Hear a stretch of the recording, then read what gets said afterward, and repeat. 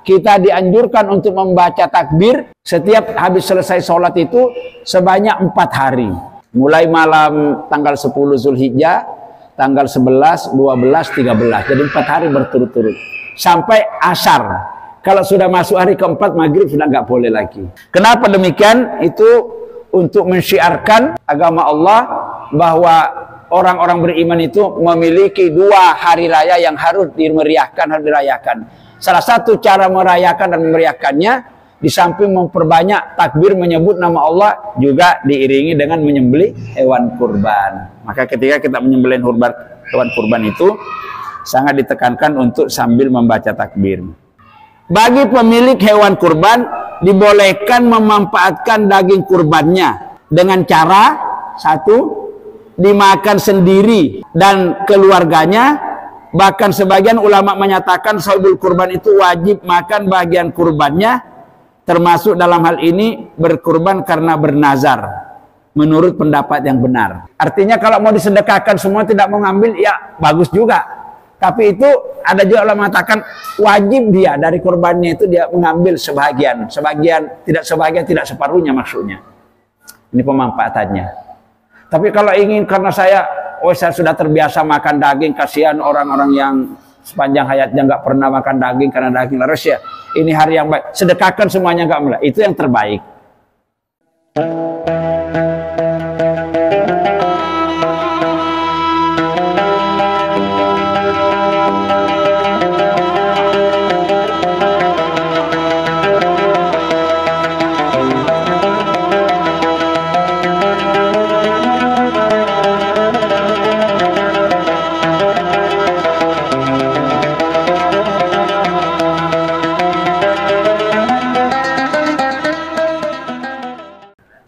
Assalamualaikum warahmatullahi wabarakatuh.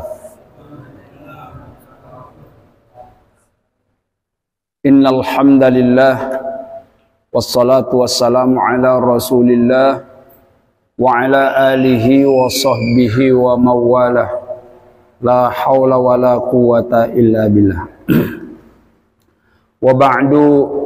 Qala Allah subhanahu wa ta'ala fil Qur'anil Karim, a'udzu billahi minasy syaithanir rajim. Wa la ta'kulu mimma lam yudhkar ismallah alaihi wa innahu la fisq, ila akhiril ayah. Shadaqallahul azim.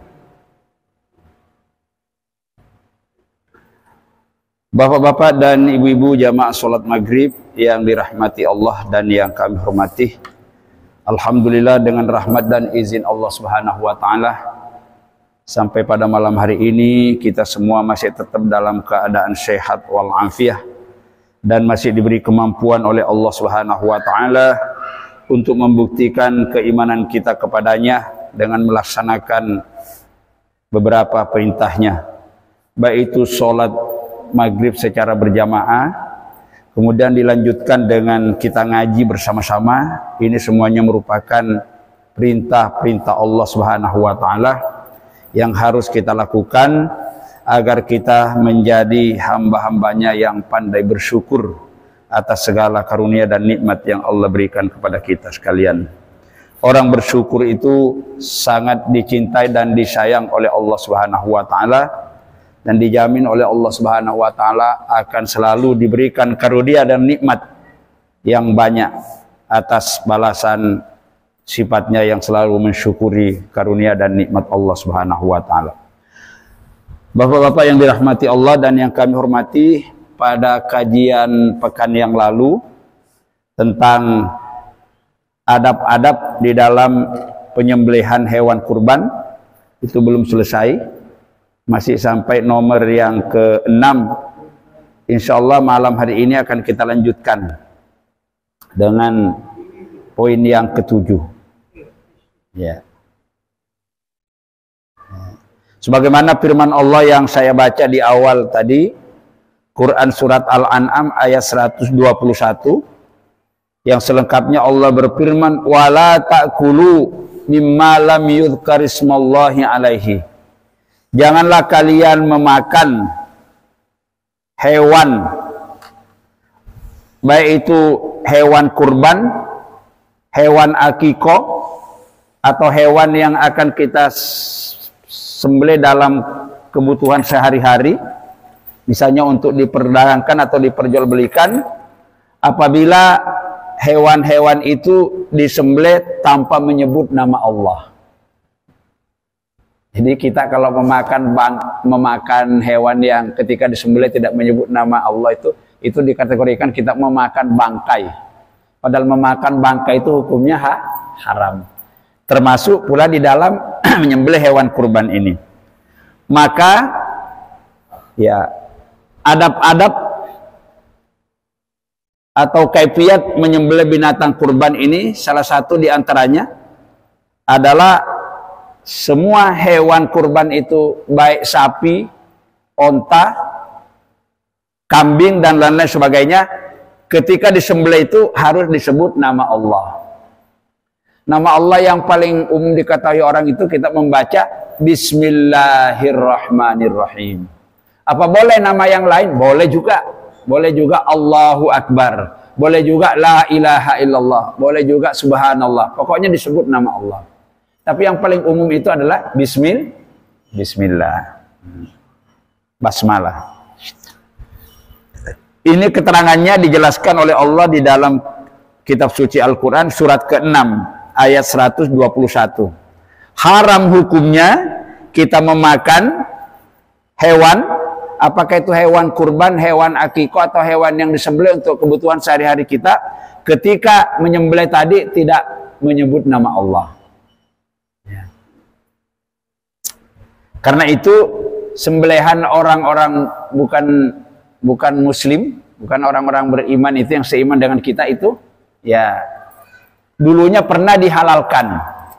Tapi sekarang hampir semua ulama sepakat itu tidak boleh lagi, karena sekarang ahli kitab itu sudah hampir tidak ada. Kalau dulu itu yang dikatakan ahli kitab itu ialah orang-orang Nasrani dan orang-orang Yahudi, berpegang kepada kitab Taurat dan Injil. Karena kedua kitab itu sudah tidak dijamin keasliannya, sudah banyak yang campur tangan manusia diubah-ubah, maka sebagian ulama yang hati-hati, itu pun sembelihan mereka itu kalau di zaman Nabi dulu masih dihalalkan, sekarang pun itu sudah tidak dijamin lagi kehalalannya. Demi keberhati-hatian kita, sebaiknya jangan. Jadi misalnya kalau ada tetangga kita jual bebek, jual ayam, tapi bukan muslim, sebaiknya jangan. Yang repot itu kalau kita beli di pasar itu Pak Gus. Kan nggak tahu bebek yang disembelih apa disembelih itu apa cuma ditusuk di sininya, nggak tahu juga kita itu ya. Nah, jadi daging-daging yang kita beli di pasar itu sebetulnya jatuhnya syubhat. Syubhat itu artinya halal nggak jelas, haram nggak jelas ya. Remeng-remeng. Kalau orang berhati-hati, kata Nabi, hindari yang syubhat itu. Karena yang syubhat itu hampir-hampir mendekatkan kepada perbuatan yang haram. Tapi insya Allah kalau hewan yang disembelih waktu kurban ini rata-rata pasti baca basmalah. Ya. Kalau tidak basmalah, paling tidak membaca takbir. Ya, membaca takbir itu juga termasuk sudah menyebut nama Allah. Janganlah kamu memakan binatang-binatang yang memang halal dimakan ketika menyembelihnya ya tidak menyebut nama Allah. Jangan berarti haram ya. Sesungguhnya perbuatan semacam itu adalah suatu perbuatan fasik. Perbuatan fasik itu perbuatan yang melanggar aturan Allah, melanggar aturan Rasulullah. Fasik. Ini urutan yang ke-7 tentang adab-adab atau tata cara penyembelihan hewan kurban. Berikutnya yang ke-8, dianjurkan untuk membaca takbir.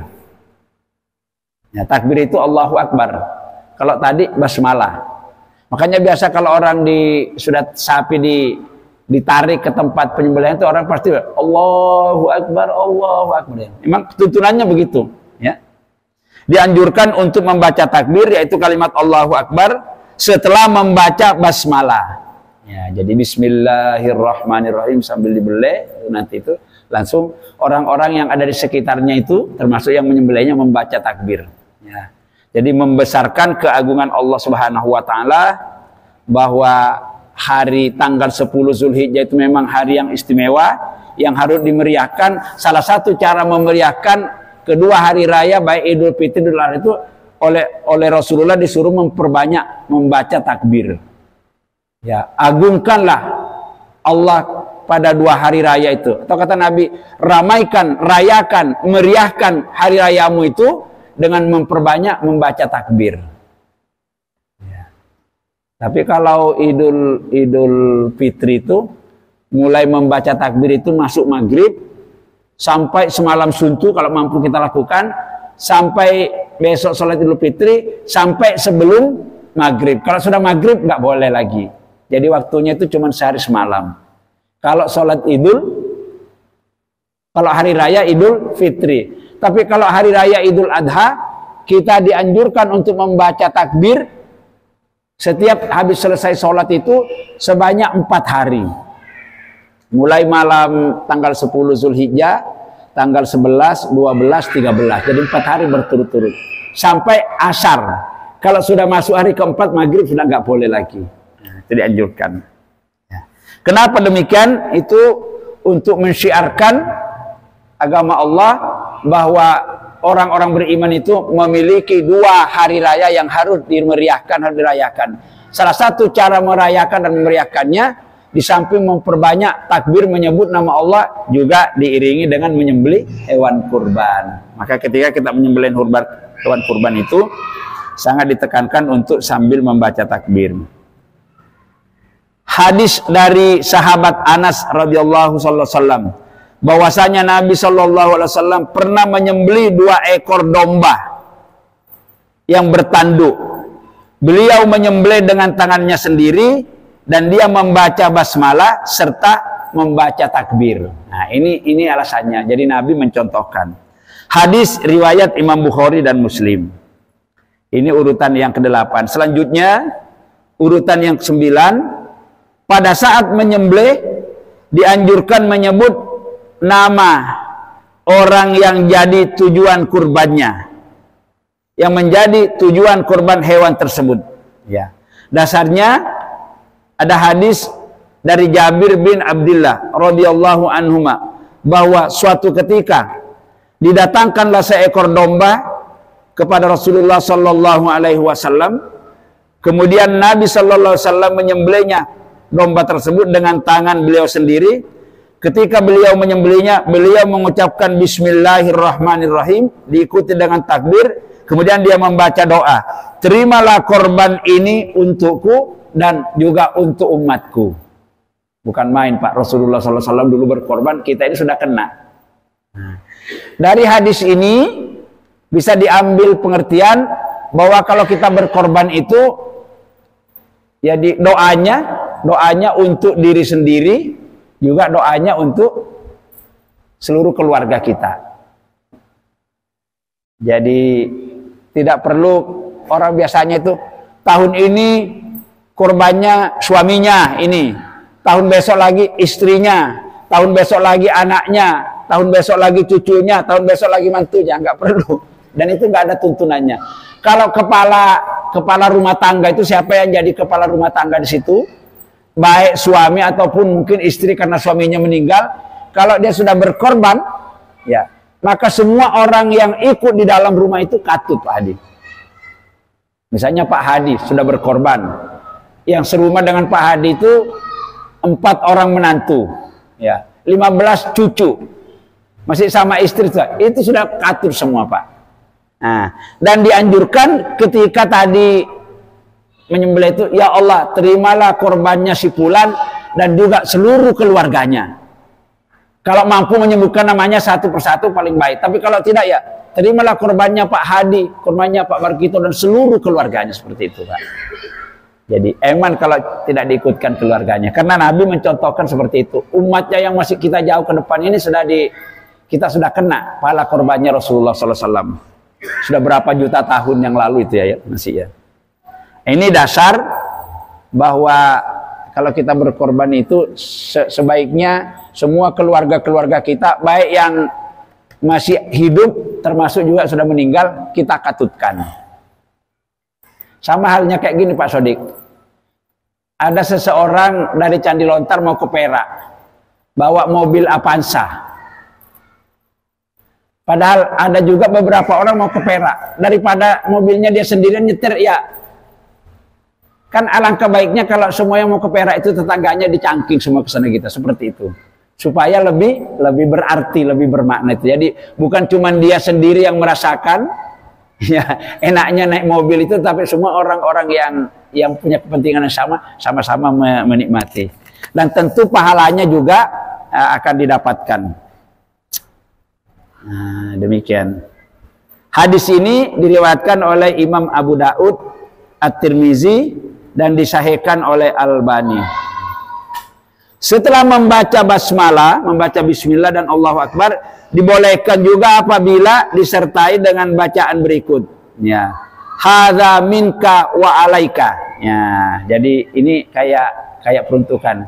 Ya Allah, inilah korbanku dan inilah korban semua orang-orang yang menjadi tanggunganku. Nah, itu jadi seperti itu, tanpa menyebut namanya satu persatu.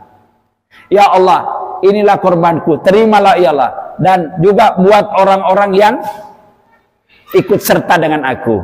Ya, mungkin ada anaknya, ada mantunya, ada cucunya, ada pembantunya, kena semua. Ya, itu Pak. Jadi ibadah kurban ini ibadah yang memang istimewa. Ini nomor berapa tadi ini? Nomor yang ke-9.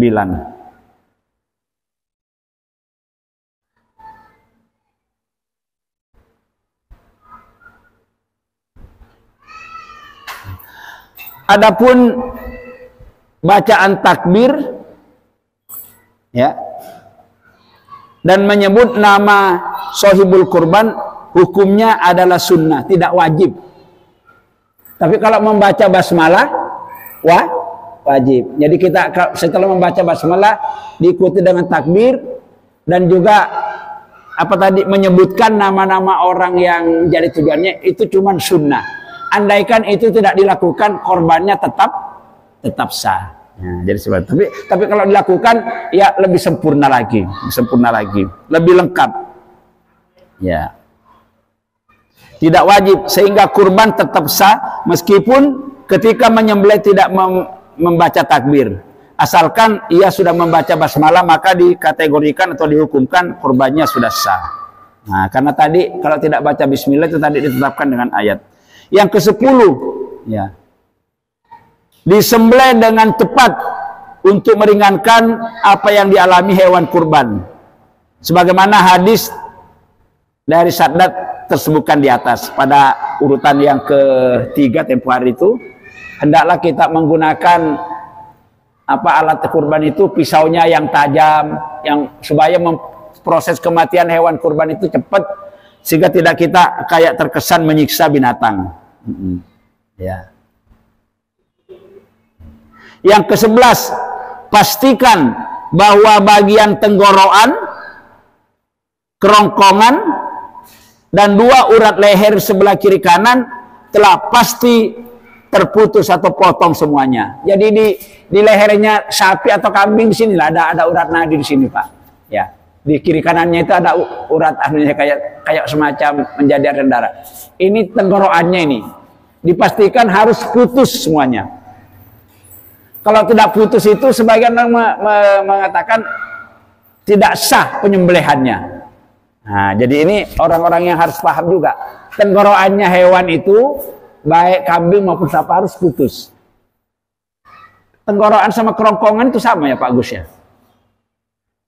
Tenggorokan, kerongkongan sama ya? Nah, di sini pangkal tenggorokan ini ya. Ini ujung tenggorokan. Ini pangkal tenggorokan, ini tengah tenggorokan. Yang paling dianjurkan itu di sini, Pak. Pangkal tenggorokan jadi di sini yang di atas, bukan yang di pangkalnya di sini. Ya, itu biasanya rata-rata cepat matinya. Tapi kalau di tengah boleh, tapi biasanya itu memperlambat. Apalagi kalau ayam itu tidak di sini disembelih, itu di tengah-tengah itu kadang-kadang hidup lagi, Pak. Enggak langsung mati. Nah, itu. Ya. Terpusutnya tenggorokan atau kerongkongan dan 2 urat leher. Ini adalah keadaan yang paling baik.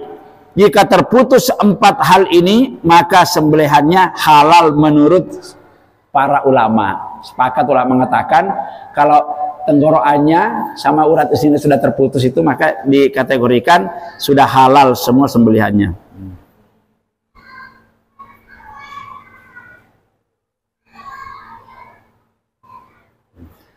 Berikutnya 12, sebagian ulama menganjurkan agar membiarkan kaki kanan bergerak sehingga hewan lebih cepat meregang nyawa.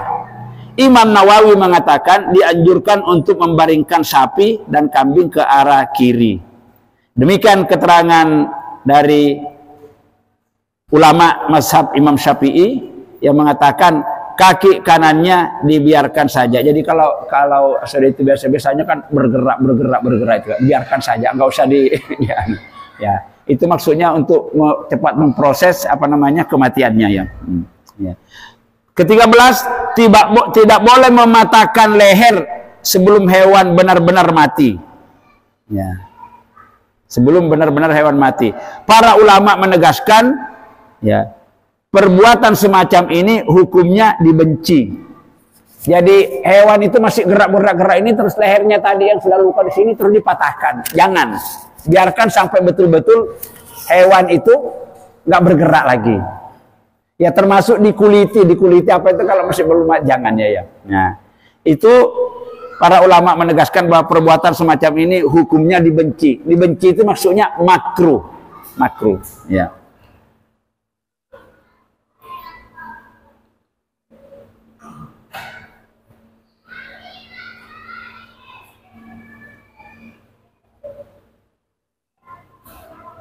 Ya, ini beberapa tata cara penyembelihan. Ini ada 13 di dalam buku Fikul Kurban yang dijelaskan di sini. Ada 13 tata cara penyembelihan binatang kurban. Termasuk juga menyembelih binatang biasa itu sama, harus tetap diperlakukan sebagaimana hal-hal yang telah diatur dan dicontohkan oleh Rasulullah SAW dan sahabat-sahabatnya. Sampai di sini mungkin ada yang akan perlu kita diskusikan. Ini sudah selesai, akan pindah ke bab lain. Silakan Pak Gito. Ya. Ketika kata tauhid apakah kita banyak pada teman-teman kali juga mengenali dari kita berdoa rasanya memotongkan Tuhan yang ada pada orang tegas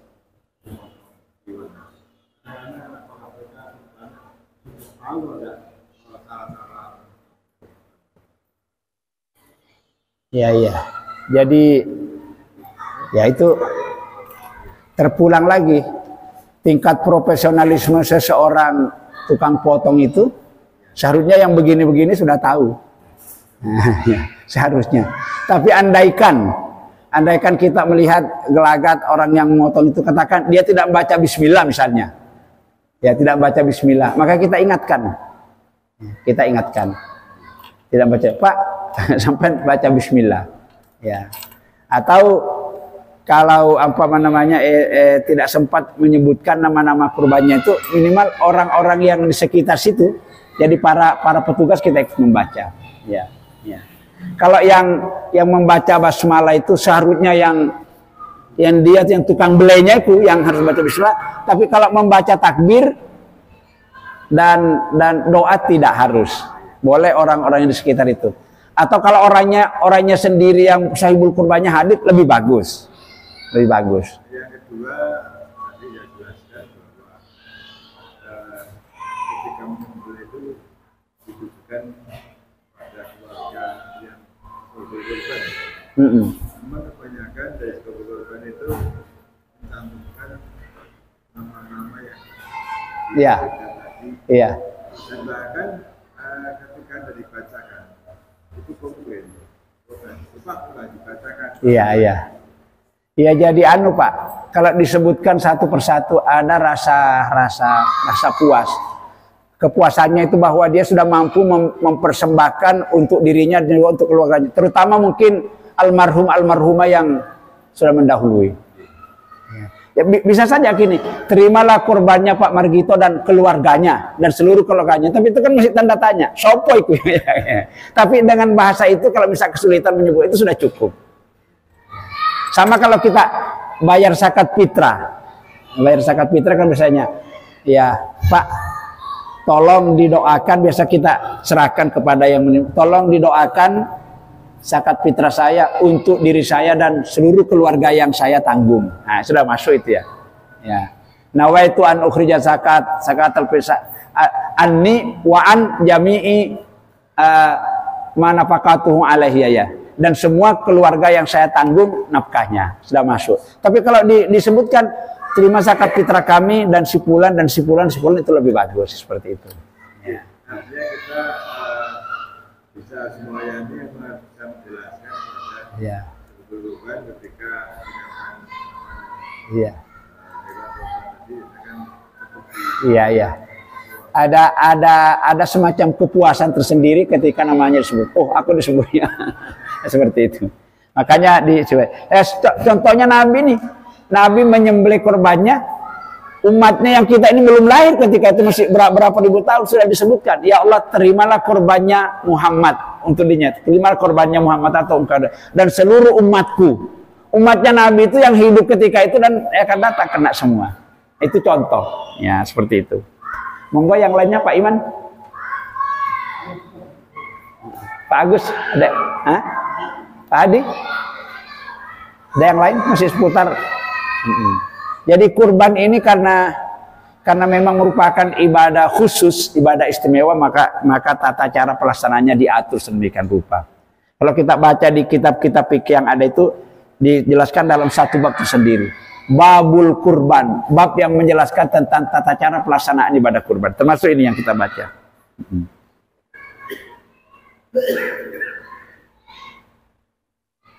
Jadi kurban itu ada waktunya, ada tempatnya, ada tata cara penyembelihannya, ada hal-hal yang dianjurkan ketika berkurban, ada hal-hal yang dilarang. Hal-hal yang dilarang itu contohnya itu menjual bahagian-bahagian dari hewan kurban itu. Apakah itu dagingnya, termasuk kulitnya, termasuk tanduknya, pola nggak boleh ya. Semuanya harus disedekahkan. Tidak boleh juga, misalnya tukang jagalnya itu dari hewan kurban itu baik kulitnya dibuat ongkos, enggak. Semuanya sedekahkan, disedekahkan semuanya. Adapun kalau orang itu sudah disedekahkan, misalnya kulitnya ini yang berkorban saya sedekahkan ke Pak Sodik. Berarti kan sudah pindah haknya. Terus Pak Sodik nanti mau menjual, ya terserah. Yang dilarang menjual di sini nih yang sahibul kurbannya, termasuk panitianya Pak Agus. Karena panitia itu kan mewakili sahibul kurbannya. Maka yang sering dipertanyakan itu, bagaimana kalau kita misalnya panitia ngambil daging kurban itu dimasak untuk panitia. Nah, itu kan sering menjadi itu ya. Boleh apa tidak? Misalnya ini ada kambing satu kita beli ini satu kambing untuk untuk dimasak makan duhur panitia semua itu. Itu bagaimana hukumnya? Itu kan nah, itu kan ya memang itu kan, maka kalau seperti itu supaya lebih jelas, tidak remeng-remeng jadinya itu, kita minta halalnya. Pak Sodik nanti hewan kurbannya sebagian akan kita ambil untuk dipakai dimasak untuk makan siangnya para kinia. Nah, Pak Hadi juga misalnya, saya rasa untuk satu orang atau dua orang diminta halalnya sudah cukup. Kalau tidak, tanda tanya, itu dagingnya siapa itu yang itu ya. Ya seperti itu, minta halalannya.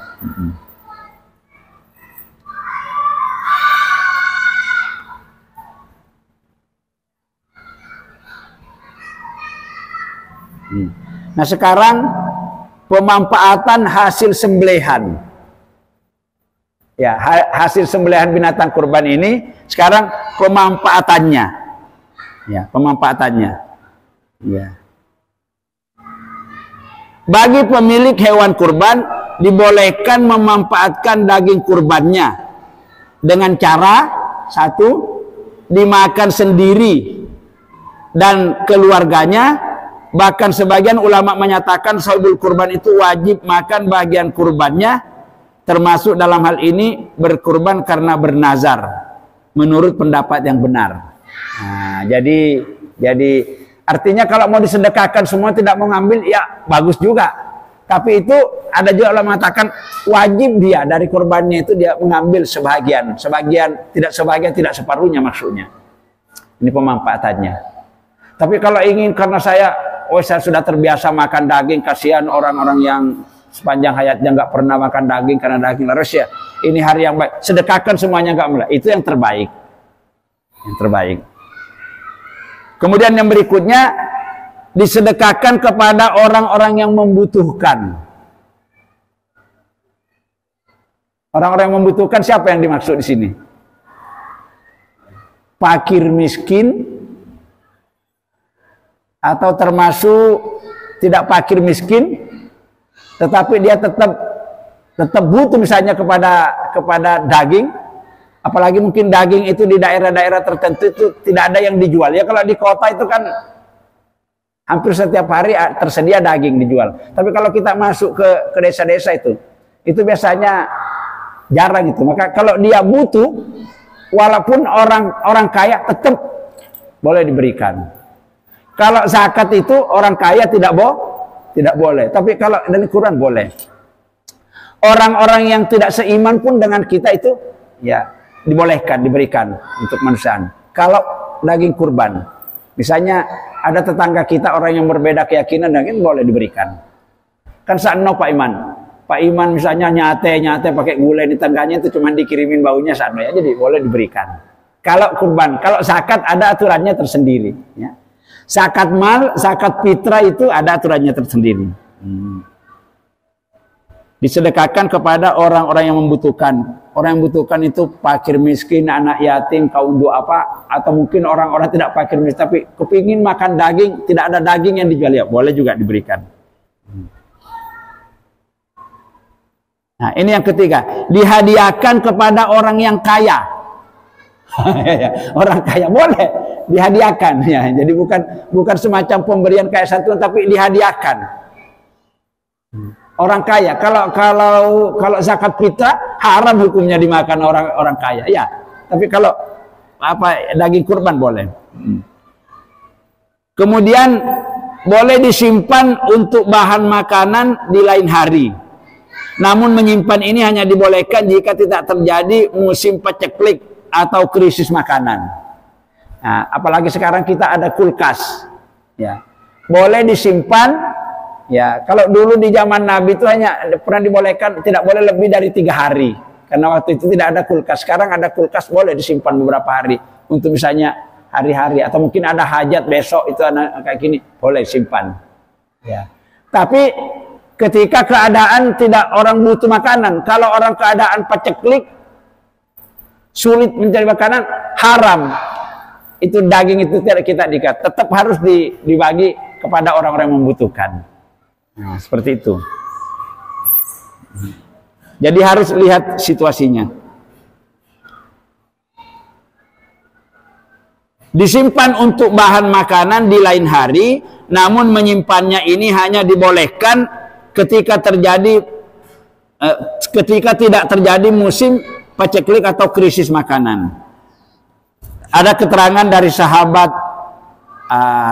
Salamah bin Akhwa, dia berkata, Rasulullah Shallallahu Alaihi Wasallam bersabda, barang siapa di antara kalian yang berkurban, maka jangan sampai dia menjumpai subuh hari ketiga. Nah, ini tadi ya, sesudah hari raya, sedangkan dagingnya masih tersisa, walaupun sedikit. Ya. Ketika datang tahun berikutnya, maka para sahabat mengatakan, wahai Rasulullah, apakah kami harus melakukan sebagaimana tahun yang lalu? Maka beliau menjawab, adapun sekarang, makanlah sebagian, bagikan lagi, berikan kepada orang lain, dan sebagian lagi simpanlah. Ya, pada tahun yang lalu masyarakat sedang mengalami kesulitan makan, sehingga aku mengingatkan supaya kalian harus segera membagikan. Jadi ketika Nabi tadi itu hanya dibolehkan 3 hari disimpan itu tadi daging kurban itu, karena situasinya musim krisis pangan. Ya, setelah tahun berikutnya lagi diadakan kurban, tahunnya berbeda. Sekarang nggak krisis, maka Nabi terserah boleh disimpan sampai beberapa hari pun ya boleh. Untuk kebutuhannya seperti itu. Silakan.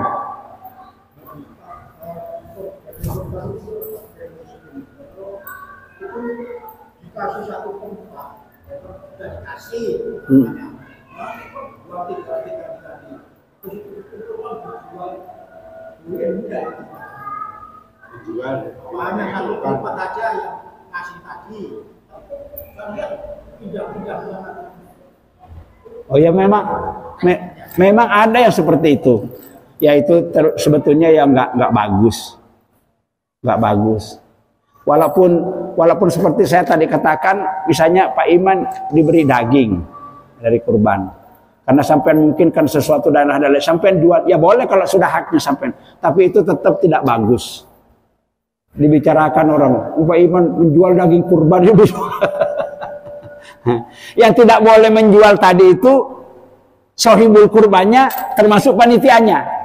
Tapi kalau sudah dikasihkan ketika entah kulitnya, tanduknya, apanya gitu ya boleh, karena sudah itu milik kita, seperti itu. Ya.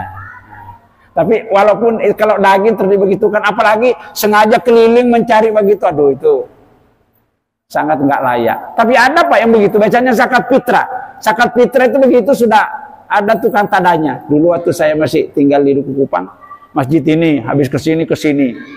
Bahkan keluarganya itu disebar ke sini. Nanti itu kalau sudah kumpul dijual itu berasnya. Nah, itu ya nggak elok lah kayak gitu dia. Nggak bagus. Masalah korban juga. Korban itu orang kampung jumlahnya waktu banyak tidak cukup.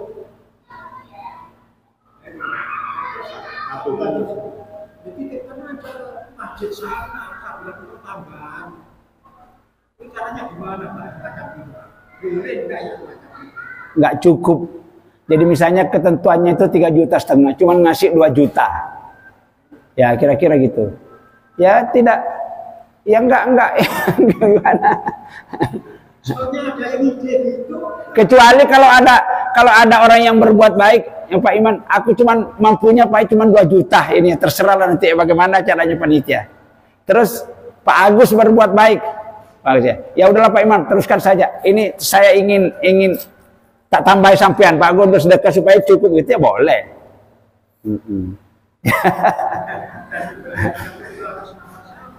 Bisa saja terjadi seperti itu karena terlalu kepingin ikut, kasihan, tapi karena terbatas kemampuannya bisa saja. Mau beli kambing, sekarang larangan kambing daripada yang patungan itu. Beli kambing sekarang 3,5 juta Pak, pilih Pak, kecil. Kalau sudah perutnya dikeluarkan, tinggal paha belakang itu nggak sampai 8 kilo mungkin kalau yang kambing yang standar itu ya gini.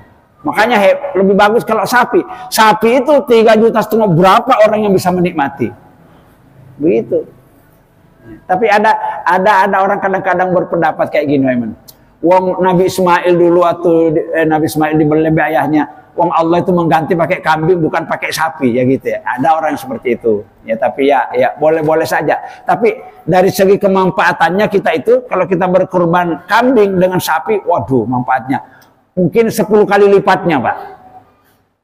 Lebih banyak dinikmati kalau sapi. Seperti itu. Itu luar biasa. Tentang pahalanya nggak usah dihitung. Kata Nabi, orang berkurban itu satu bulu itu 10 kebaikan. Siapa yang sanggup ngitung bulunya kambing, bulunya sapi? Kebaikan itu luar biasa. Ya begitu ya Pak Iman ya.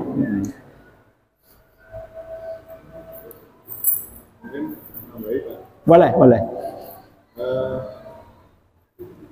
Ketika masjid ini menjadikan layanan sementara mencoba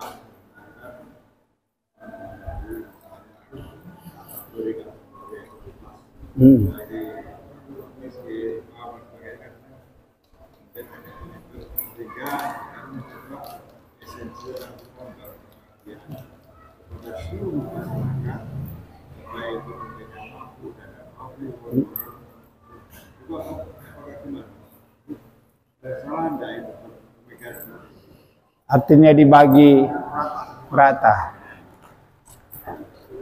Iya. Ya enggak, kalau kita lihat keterangannya dari orang kaya boleh diberi kok. Iya, iya. Ya, tadi orang kaya ya boleh diberi. Beda dengan zakat. Dibagi rata. Nah, di sisi lain kalau kita lihat masyarakat kita ini di RW 7 ini ya dikatakan kaya ya enggak.